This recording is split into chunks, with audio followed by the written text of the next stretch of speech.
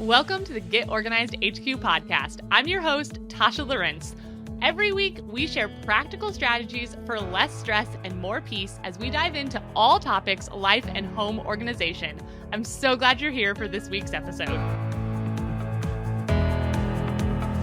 Welcome back to the Get Organized HQ podcast. We have a really fun episode for you today with Katy Jo Wells from the Maximized Minimalist podcast.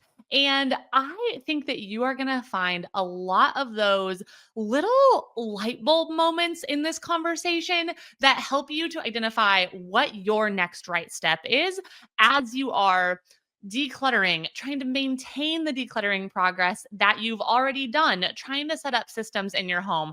There is one thing in particular in today's conversation with Katy that the way that she explained it was just different than anything that I had heard before. And I think it's going to be a game changer for you. And it's definitely a mindset shift for me. So I'm really excited for you to listen in to today's episode and hear all about how we can not just declutter in one blitz weekend decluttering session, but set ourselves up for success to actually long-term have less stress and more peace in our lives and homes. So listen in to today's conversation with Katy. Well, Katy, thanks so much for coming on to the Get Organized HQ podcast today. I am really excited to talk about decluttering progress after that kind of initial burst of decluttering energy and momentum. So yeah, thanks for sharing your time with us today. So glad to hang out with you anytime, Tasha. Yeah. So, all right. We just wrapped up Get Organized HQ virtual recently. And I think hopefully a lot of people listening were able to come and attend that. And one thing I have noticed in the years of doing this is that people really can make a lot of decluttering progress over the course of that event. There's just so much energy and inspiration around like, let's get the clutter cleared out. And that's the first step, right? Is like going through and finding these socks have holes in them. I have duplicate pizza cutters, like all of these things. Let's take huge loads to the donation center. But what I want to talk to you about is what comes next after that initial burst of decluttering progress and getting things cleaned out? Like, how do you keep it from creeping back in? So maybe if we could even back up to get a big picture here, tell me a little bit about you and what your own decluttering journey has looked like, over the course of sharing about it on your podcast and sharing about it online so people can get some context for that. And then we'll kind of try to dive into what you've learned about making this a lifestyle instead of a one-time blitz. Yeah, such a good question. So I guess let's start with I think a lot of us, here's the thing, mess and clutter are normal. And I think we all need to normalize the struggle with it a lot more than we do because we're kind of sold this idea that it's this really easy solution. Here's a course, a checklist, and all those things can be really helpful. But what happens when those don't work for you? And that's where I found myself many years ago with, two kids under two, overwhelmed by clutter. Of course, I think the more kids you have, the more stuff comes into your home. At least that was my case. And I was so overwhelmed by mess and clutter. And everyone around me said, like, this is part of the season. You're going to miss this one day. And I was like, but I'm like anxious when I walk into my home. I'm stressed. I turn from like happy-go-lucky mom outside the home with my kids at the park to like I walk through my front door and I feel doom and I feel like depressed and anxious. And I'm like, this is just a part of life. So I just need to deal with this. And so, you know, trying all the methods that existed at the time and are still really popular. Again, I truly believe there's no one size fits all. I think it's great to pull different tools from different people, but none of them I found gave me the sustainability piece, which we're going to talk about today. I'm super excited about that. And none of them were designed for, I think, our very human psychology and biology, like how we are wired. The reality is we are all have brains that are wired in a certain way. That's how we were designed. And so many strategies just bypass that. They're like, here, just ask this one question and you'll be good to go. It's golden. So throughout the way, I created what I call my holistic decluttering philosophy. And that just takes into consideration the emotional aspect, right? We assign meaning to stuff. We assign symbolism to stuff. And of course, how we're wired, we can talk about that too. And, it's acknowledging those pieces to help normalize the struggle. because, things like that cost money, or what if I need that someday, right? That's how we're wired. Like that is still my default sometimes when I pick something up. But we can also use tools like, how do we combat that wiring? How can we grow that declutter muscle and acknowledge that that's just the way we're wired? So it doesn't mean we just like throw our hands up in the air and say, well, forget it. Katie says we're just wired to accumulate. But I think it's just important to bring that up because very much my philosophy, holistic, right? If you look at holistic medicine, it's getting to the root of it.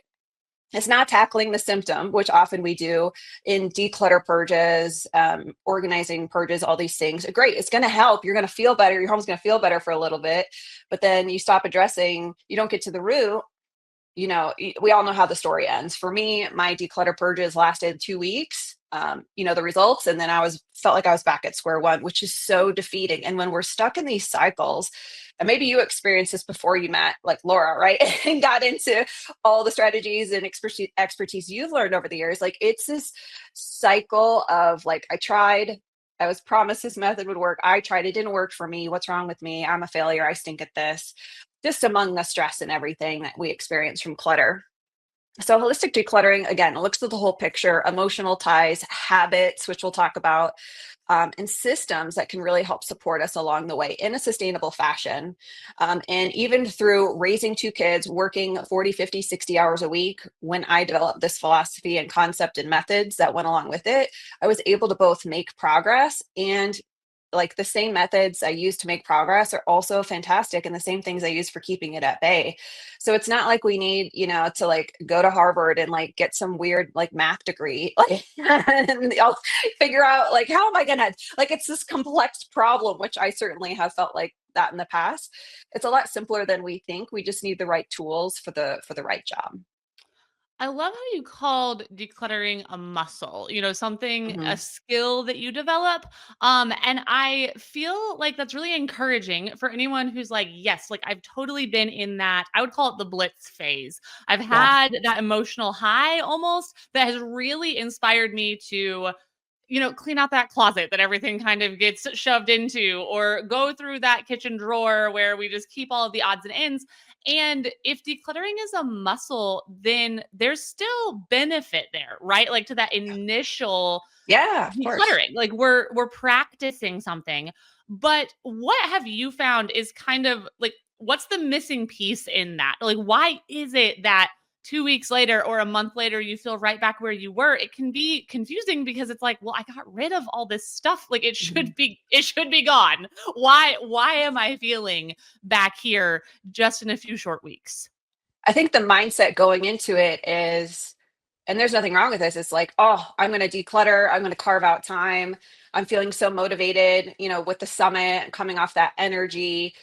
And Mhm. then what happens? We lose the community aspect. We stop taking action as much. We kind of Mhm. go into it thinking like this is a one-time project, or it's Mhm. just like, and it is, like you said, you're doing it intentionally to make progress and like make you, a lot of us, and just what I've seen in the summit, I mean, incredible progress, like jaw dropping, and people feel so much better. They're like, I feel so much lighter walking into my home. I feel so good.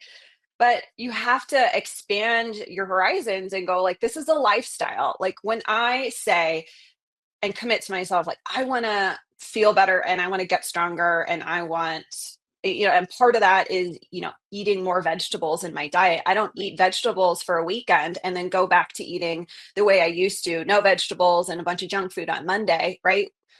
But we do that with decluttering all the time. And Mhm. it doesn't have to be continuous weekend marathons unless you want it to be for decluttering or organizing. That's fine too. It's really about fitting decluttering into your schedule, not the other way around, which we tend to do during those big purges, right? Like, I got to get a babysitter. I got to talk to my partner about watching the kids. Like, how am I going to make this work?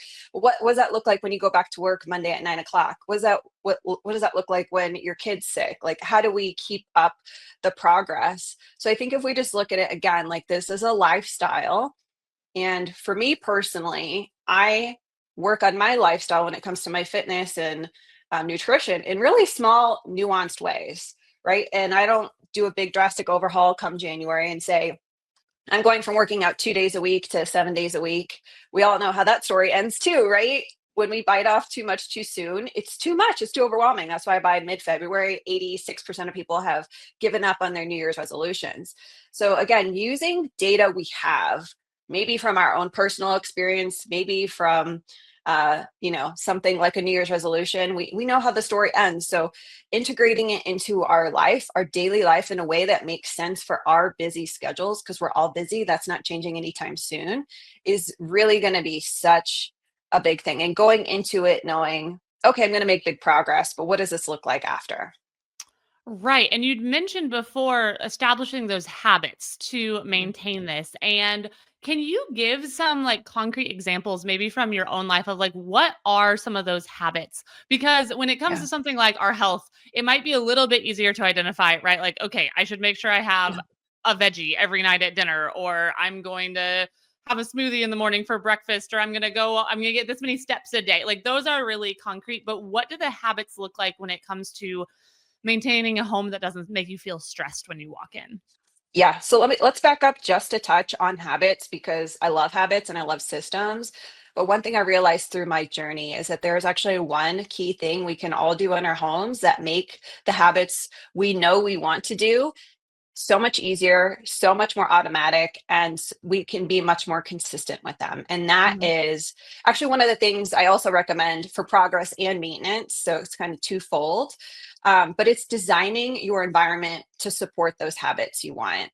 The way we set up our home plays a huge role in our clutter maintenance. For example, I'll share the story. One of my clients, Sarah, she really struggled with her entryway. She was constantly she'd declutter, she'd organize her entryway, and then shoes, bags, coats, returns, all the things. So when she invited me to come check out her home, she's like, I have all this clutter. What do I do? It keeps coming back. So, first thing we did was we identified, is this clutter or is this mess? And right, Mm, there's a difference between clutter and mess. We tend to use mhm, clutter as kind of like a catch all term, but clutter is things that, I mean, everyone has their own definition, but things that are no longer serving you. That is tends to be my definition of clutter. Anything that isn't actively serving me or my family's lifestyle and or goals. Um, it- Disorganized, excess, unused, unwanted, all those things. And things that were useful 6 months ago can turn into clutter really quickly, right? As our seasons right. and habits and lifestyle change. So we identified what's clutter and what's mess, right? Mess is normal, expected mess that happens from everyday life. When we come in and drop our shoes on the floor, instead of putting them in the entryway bench that we have, that is expected mess, right? We don't love it. We don't love seeing stuff on our counters or on our floors, but a reset where you put that stuff away at the end of the day or certain times of the day are going to reset your space back to baseline tidiness.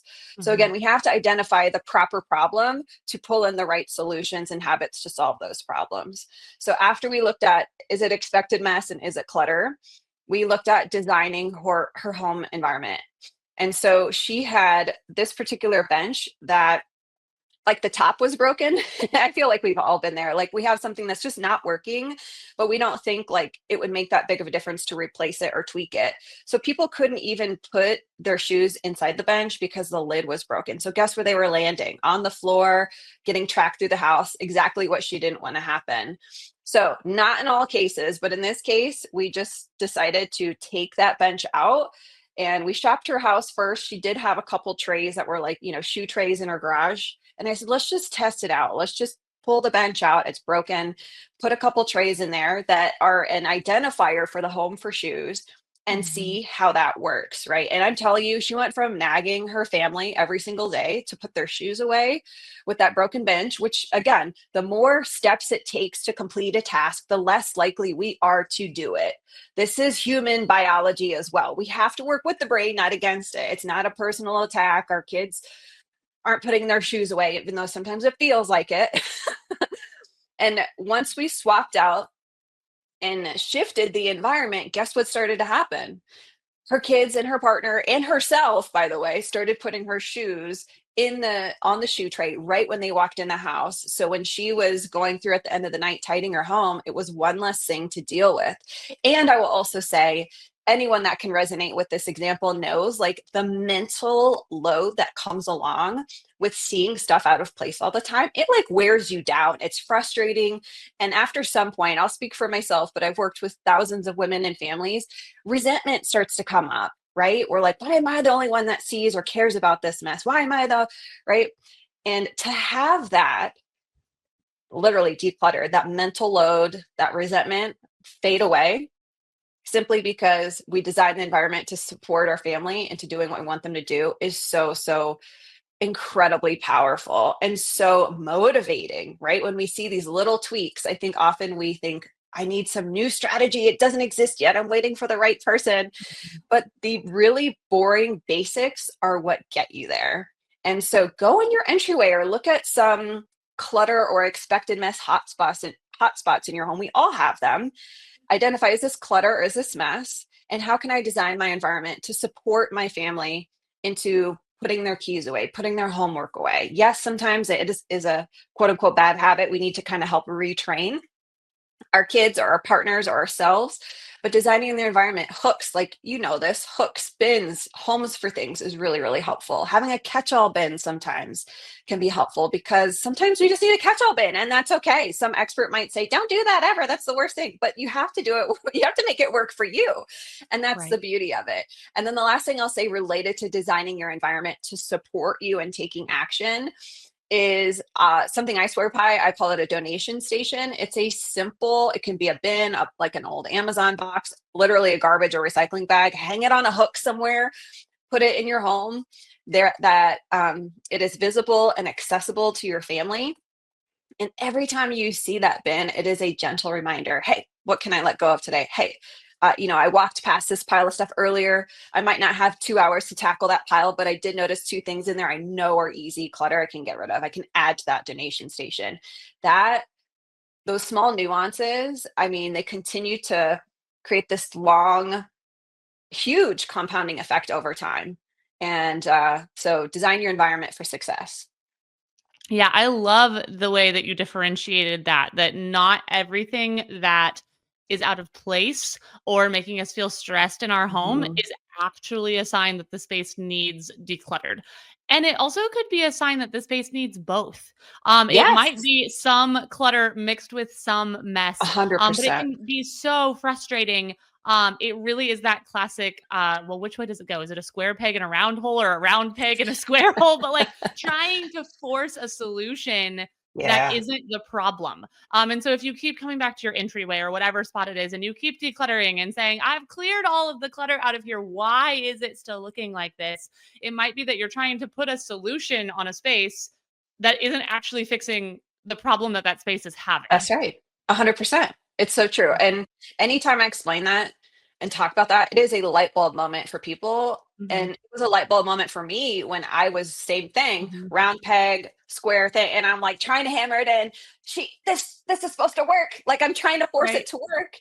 And then again, when we keep failing, when the mess keeps coming back, when we identify it as the wrong, this is clutter, right? That word is so loaded, so Mhm. loaded. There's so much meaning attached to that word, especially in our culture. And as women and moms, I think tend to take the brunt, right? Because of our society and our culture.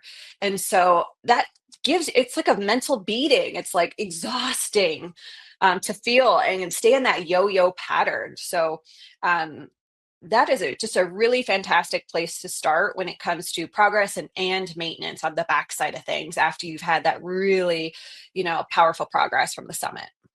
I'm just curious, like you work with clients all the time, you do coaching on this. Just as a ballpark, where would you say the dividing line is? Like, do you see more people coming and their real root problem is decluttering? Or is it more often that you see that the root problem is coming up with a system to maintain expected mess? Decluttering. Yeah, it's the root, right? Yeah. And so once we're able to, right, and it's just like working out, it's like building that muscle. You don't go from At least I Yeah. hope you wouldn't go from like, I don't bench press, but it's the first thing that came to my head. Bench pressing 0 pounds to like Right. going for 50. And I Right. feel like sometimes it's what we do in those purges. And we're like, oh, and we get up and we're like, yeah, I feel good. I feel good. But then the next day we're Mhm. like so sore that we don't work out for like 8 years. We're like, I don't want to feel that way. Right.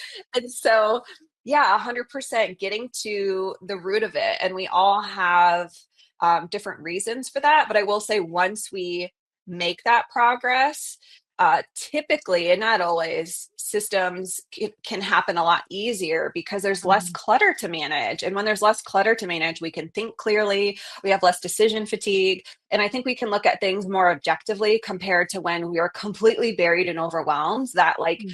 the thought of integrating a habit or being objective and getting, like, it's hard. It's so much harder because literally clutter overwhelms our brains.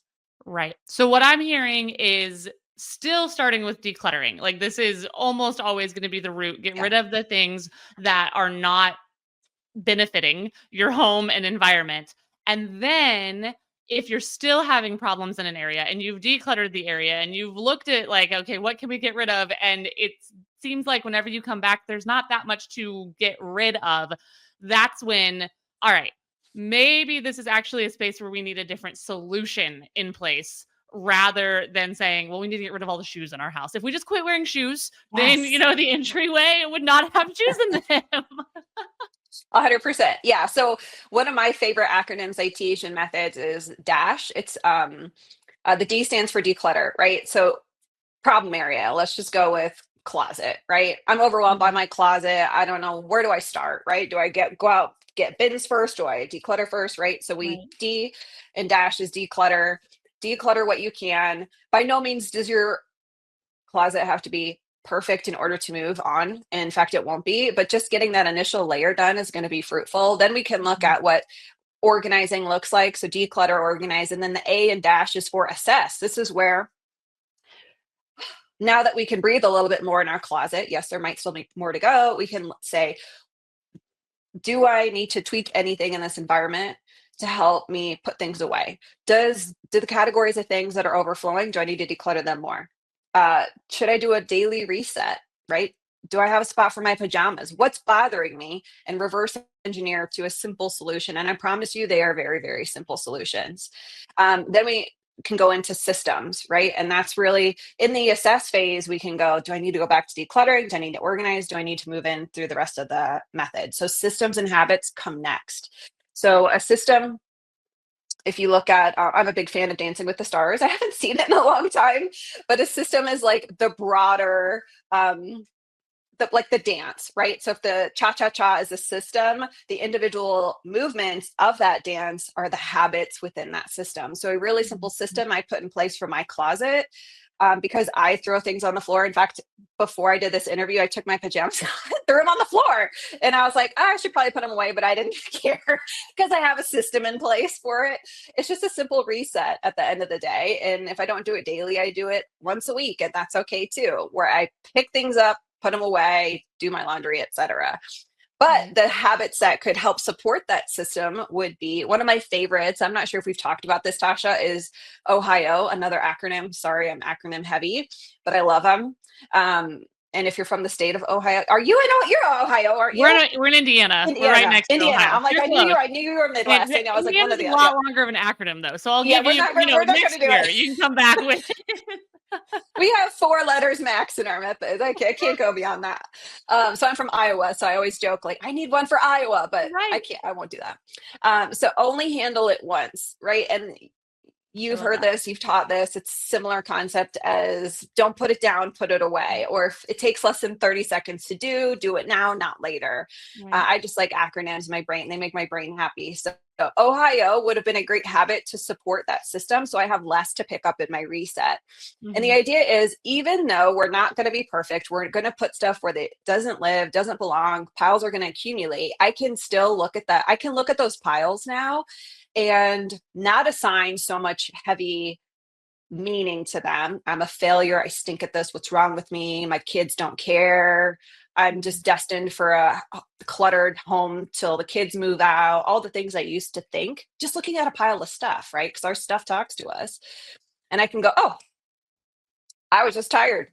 No big deal. That's expected mess. It happens. I'm Mhm. human. So here's the systems and solutions to follow it up. And just being able to do that and have those as like your plan B, your fallback plan, it Mhm. really helps your brain get less aggravated and stressed by the mess that you know is going to happen anyway. I'm not saying it's all unicorns and rainbows and you'll never get triggered by mess Mhm. landing on your countertop or in your closet again, but it really drastically brings those stress levels down. Definitely. And knowing that you have a plan in place for fixing it, cleaning it, like Yeah. whatever your word is there, that can be such a stress reliever. So something like the dishes, if you're seeing dishes pile up around the sink and you have no routine or schedule for like when they're going to happen, you're just seeing those and you're thinking to yourself, who's going to do the dishes? I guess I'm going to do the dishes, but when am I going to do the dishes? I don't want to spend an hour doing the dishes, like all of those thoughts. But if you know, okay, my routine is every night after dinner, I do all the dishes from the day, or every morning when I get up, I do the dishes from the previous day, load the dishwasher and run it for the day. Like if you know it's coming, it's much Yes. less it's not an open loop. Like, you see the dishes and you Yes. think, "Oh, okay, I do those every morning after breakfast." That's when those are gonna be taken care of. It's not a, "What if are we just gonna live with the dishes like this for the next week? Do I even have a coffee mug for the morning?" type situation.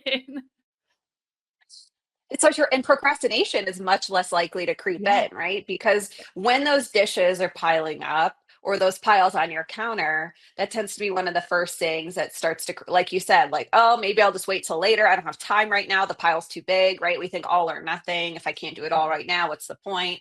And studies show that the more we struggle with procrastination, the more clutter we accumulate. And then the more Mhm. we accumulate, the more procrastination kicks in. And that makes sense. We've all experienced this when it comes to clutter and or mess. Mhm. So you're right. Absolutely. Having that plan A for me is only handle it once.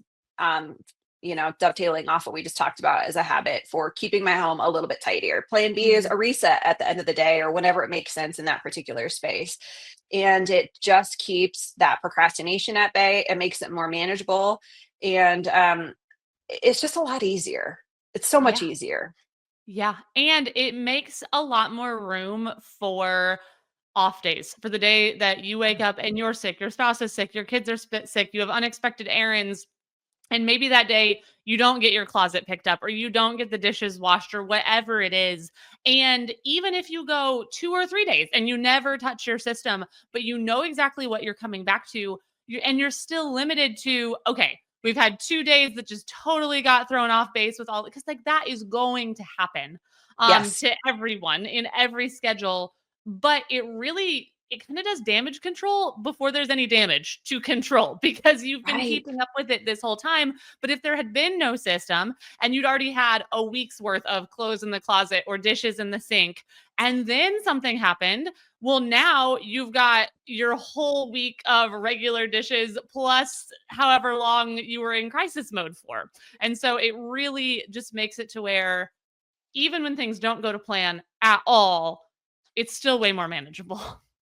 So much more manageable. And I think too, when you feel and experience that, it's like that what we started talking about earlier on. It's like Mhm. it tells our brain it's okay to do small actions, that small actions matter, that testing systems and habits matter because again, what wasn't clutter 6 months ago might not be or might be clutter now, but what Mhm. system or habits worked for your system 6 months ago might not work now because they're in school or maybe we have long-term illness or something happening. And so Mhm. being able to objectively kind of zoom out and tackle the situation with more objectivity and these things we've talked about is so fruitful for both like our mental clutter and our physical clutter. And at the end of the day, our homes don't need to look or be perfect or beautiful or look like an ad out of you know good housekeeping in order to support and bless me and my family. And I will say that's for anybody. The end goal for me is not to have a perfectly tidy home 24/7. Mhm. I decluttered that belief a long time ago, and that also helped me on my journey because when that's like the goalpost and mess continues to happen because it does in every home, it's just defeating. So sometimes we need to declutter the standard. Sometimes we need to have conversations with our family. Sometimes we need to design the environment for success. And sometimes it's as simple as like, what simple habit can I do that's going to help Mhm. move the needle forward when it comes to both progress and maintenance. And that's what I love about these conversations is and that's what can be equally hard for people, right? It's new, it's layered, it's nuanced for a lot of us, but at the same time, the solutions tend to be really simple, which is, I hope we can all take a breath, like a deep breath, like, oh, okay, this is easier. Like this is easier than we think it is. For sure. And looking for those places that are making you feel the most stressed first, not for the places that you heard everyone give an example of first. So, like, if your bed not being made is not something that causes you stress whenever you see it, don't start with the habit of making your bed. Like, don't I put the don't make my energy into bed. something that's not going to bless you, right? I 100% believe that. It's so funny. I saw that for years, from a lot of Right. people in our space, like 5 healthy habits to start your day Right. off on the right foot. And I was like, I don't do any of these. Oh, I should Right. make my bed. I see. And it's funny and it's so helpful to be able to, like you said, see someone else like that works for them. It's important to them. Hmm. And listen, if I do make my bed, I do feel like, oh, I feel it is like I get a little quick dopamine hit or whatever that is. Right. But it's to me like the ROI isn't there. Like I could care less if I get into a messy bed at the like it doesn't matter. Yes. So you're right. It's so important to say like, is this worth the habit? Is this going to move the needle enough that it's worth it to me to even invest my Right. time in because we don't all need to do the same things. Definitely. And also realizing that just because you're saying, meh, like in this season, no, it's not worth it to me to Yeah. make my bed. I mean, there's all sorts of reasons. Maybe you and your spouse get up at completely different times. And so it'd be super great to make the bed right when you get out of bed, but they're on a different work schedule and they sleep 2 hours later. Well, okay. So now it's like 10 o'clock in the morning and I'm going to go back and make my bed. No, you Like, just make your half of the bed. Come there you on. go. You leave the other half, No, make So make the bed with them still in it and like there you go. They have to like crawl out of it and yeah. like don't mess up the throw pillows when you're That's getting up right. in the That's morning. right. Yep. But Yep. realizing that saying not right now doesn't mean Mhm. never. It doesn't mean 100%. it's not ever going to be a priority or something that could be something that you could try. It just means, hey, there's a lot of other things on my plate right now. I can let making the bed go or whatever it is for you. Maybe Yeah. it's not making the bed. I have found when I make my bed, I do a better job at keeping up with the laundry because my bed Interesting. Yeah. is where Mhm. I sort my laundry. So if I have There you that go. made bed, but that connection, like knowing that, I am most Yes. likely to make my bed right before I go get laundry out of the dryer so that I have a place to go sort the laundry. And so if that is the flow that's working, great. But in every home, that's going to be different. And like you said, so frustrating. Like sometimes we just want the checklist, right? That says like, here you go, do these things. You won't feel stressed anymore. Yeah, yeah.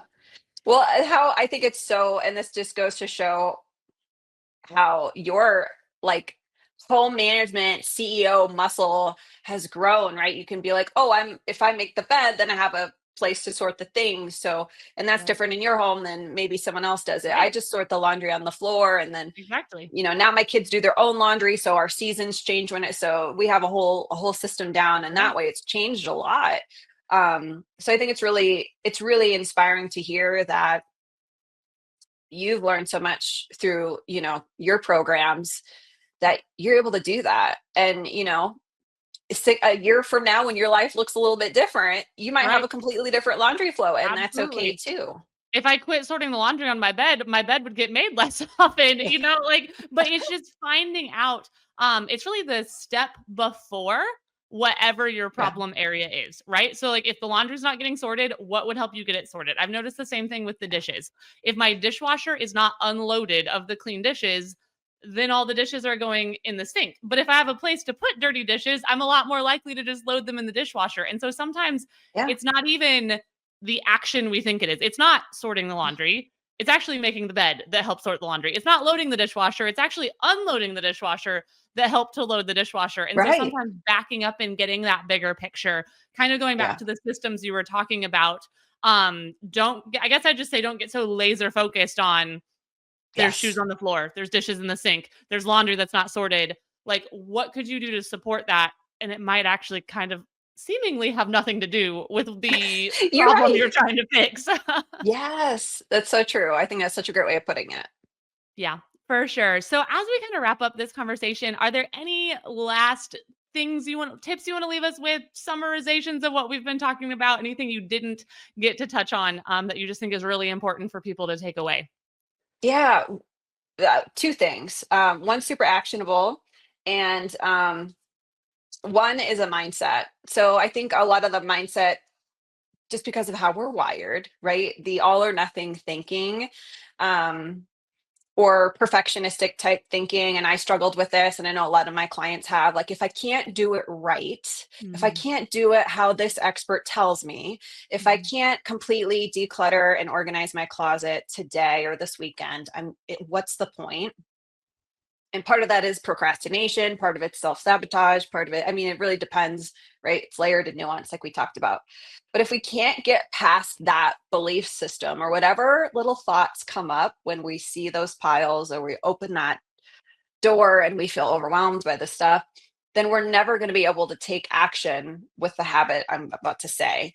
And this is like so integral. This is goes back to what I talked about, integrating decluttering into your daily life, making it a part of your lifestyle. And those are clutter audits. So these are really ultra micro declutter. I say session loosely because they take seconds to do, Tasha.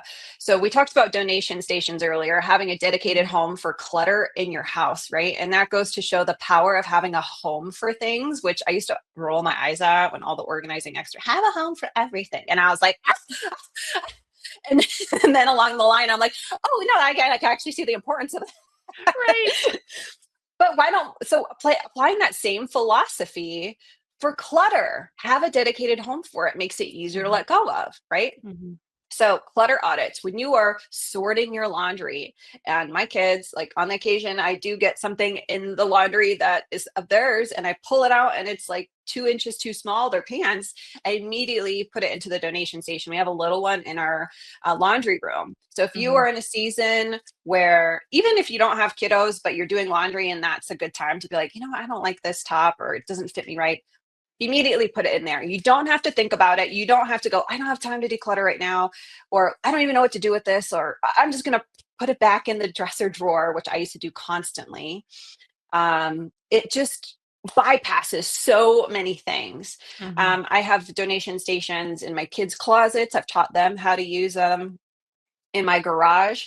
And so as we're going throughout our daily lifestyle, doing the dishes, pull out a couple coffee mugs from the back of the cabinet that have a 1/4 inch of dust on them, say goodbye. Like, these are really quick. It's not like you need the mantras or to sit down and ponder and journal about the stuff I'm talking about letting go during a clutter audit. This is like low hanging fruit.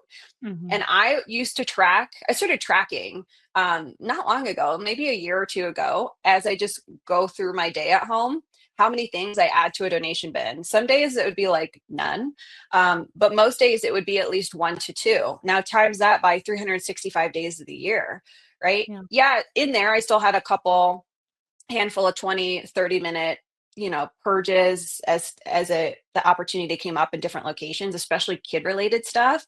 But Right. it made it so much easier. So I combined a really powerful habit. I didn't have to carve out my calendar, I didn't have to hire a babysitter, I didn't have to get overwhelmed by the process, Mhm. and with the designing your environment for success. And when we do those two things, really beautiful things happen. We continue to move the needle.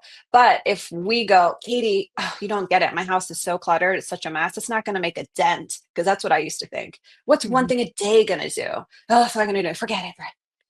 But just try it, leave it out, put that bag out in maybe a location you want to work on slowly over time, and it will help. I promise it will help. Definitely. And having, like you said, having a home for where it goes, because there's nothing more frustrating than being like, I don't need this, but I don't know where to put it. So where are you going to put it? Exactly. Back in the cabinet, back in the drawer. I mean, you're not going to throw it on Yeah. the floor. That's not going to help anything. So having that area, I think it really is a game changer. So um, where can people go to hear more from you about this? I'm like, you probably have more acronyms you haven't shared, right? Today. I I try not to do too many acronyms, because after a while it kind of is like, okay, You're like, Katie, I'm getting that's mixed up between too much. what was the Ohio one and what was the dash. But no, where can Only people go handle to it hear more from once. you? Yeah. So come hang out on the podcast, Maximize Minimalist. And then my favorite social media platform of choice is Instagram. I'm on there pretty often. So come check out my reels or stories, come hang out there and yeah, get a lot of tips and tricks that way too. Absolutely. Yeah, we'll link to both those in the show notes here so people can go check that out, hear more from you. Really appreciate you coming and just sharing this and sitting down.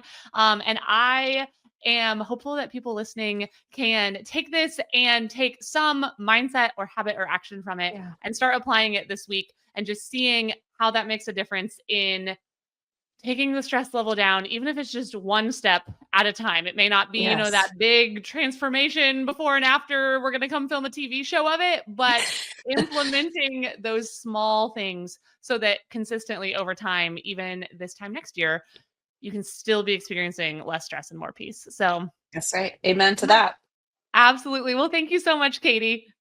Thank you. Well, thanks so much for tuning in to today's episode of the Get Organized HQ podcast. Be sure to go and check out Katy's podcast, the Maximized Minimalist podcast, to hear more from her. She has years of experience, not just of decluttering for herself, but of also helping other people to get decluttered and set up systems in their lives and homes. Thanks so much for being here today, and we'll see you next time.